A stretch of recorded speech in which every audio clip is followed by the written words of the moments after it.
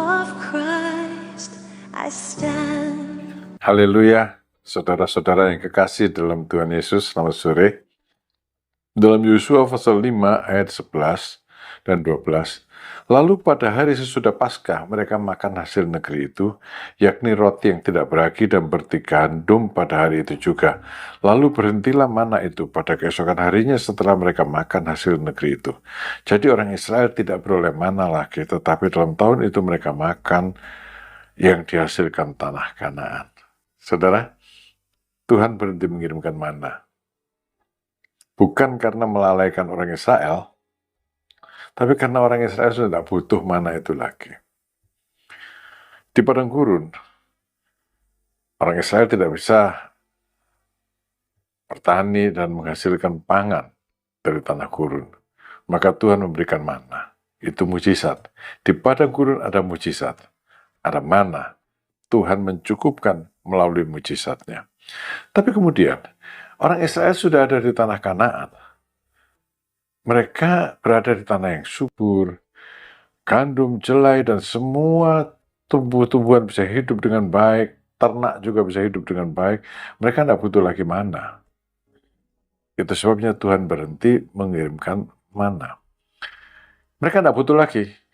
Jadi, bukan karena Tuhan melalaikan orang Israel, bukan karena Tuhan melalaikan umatnya, tapi karena Tuhan melihat keperluan umatnya sekarang beda. Ini juga bisa terjadi dalam kehidupan kita, saudara. Pada waktu kita di padang gurun, mujizat yang Tuhan berikan kepada kita kelihatan lebih spektakuler memang.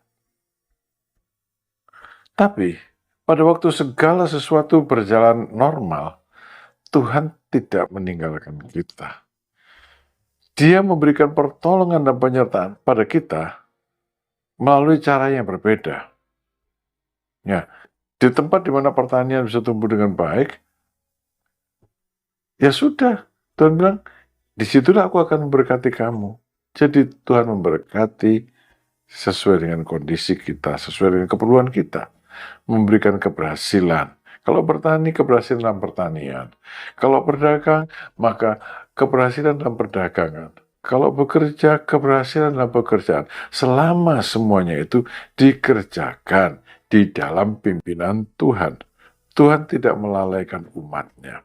Satu contoh begini, saudara. Waktu itu tahun 80 saya bekerja di Pulau Kalimantan, di Kuala Kurun. Namanya kota, tapi penduduknya cuma 1.000 orang. Ya, tidak ada jalan ke Kuala Kurun, sekarang ada saya dengar. Tidak ada jalan, dan hanya ada jalan desa di kota itu sendiri. Nah, listrik juga tidak ada. Perjalanan dari Palangkaraya ke Kuala Kurun hanya bisa naik kapal sungai, dan itu bisa 2-3 hari tergantung keadaan air dari Sungai Kahayan. Saudara, satu hari ada tamu, dan ada di sungai, beritahu saya ada tamu, jadi saya turun ke sungai. Waktu itu baru hujan lebat. Saya turun dan saya terpleset jatuh ke dalam Sungai Kahayan. Arusnya deras sekali.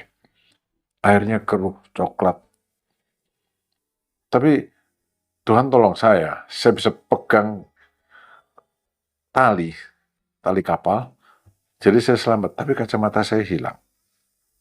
Basah kuyup, saya ganti pakaian, dipinjami awak kapal, lalu kacamata hilang. Dan ini saya sedih, saudara.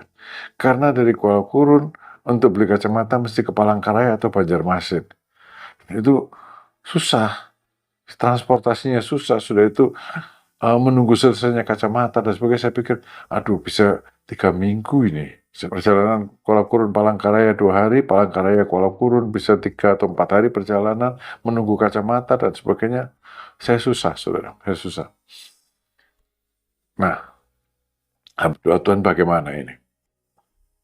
Besok sorenya, saya diundang oleh orang yang sama ke pertemuan mereka. Mereka sudah naik ke darat, sudah menginap di rumah. Nggak ada hotel di sana, ya, nggak ada hotel. Di satu rumah begitu. Dan mereka ajak saya makan. Tapi sebelum makan, mereka memberikan bungkusan kecil kepada saya. Coba buka, katanya. Dan saya lihat itu kacamata saya. Lalu mereka cerita, itu tadi awak kapal ini Ya, pagi tadi menyelam mencari kacamata dokter. Dalamnya 10 meteran kurang lebih. Airnya coklat tua, tapi kacamata itu ketemu. Saudara, itu di Kuala Gurun, Kalimantan Tengah 40 tahun yang lalu. Tapi kalau kejadiannya di kota Cirebon sekarang, kacamata saya hilang, katakan kecemplung laut, karena di kota ini di pantai, kecemplung laut gitu ya.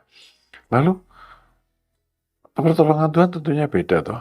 Tuhan tidak akan suruh orang menyelam mencari kacamata itu. Tapi Tuhan bilang kan banyak toko kacamata, beli sana. Kalau tidak punya uang, Tuhan akan kasih uang. Pertolongannya beda, caranya beda, tapi hasilnya kan tetap sama. Saya harap saudara memahami. Ya. Jadi Tuhan berhenti memberikan mana, tapi bukan berarti Tuhan tidak memberikan pertolongannya. Dan kalau sudah mengalami hal-hal yang seperti ini, ya, dulu kok begini ya, aduh dulu ajaib sekali saya dapatkan pertolongan, tapi sekarang kok begini, situasinya beda. Ingat, Tuhan tidak melalaikan umatnya, Tuhan tetap menolong umatnya sesuai dengan keperluannya dan sesuai dengan kondisi yang ada. Tuhan memberkati saudara. Amin.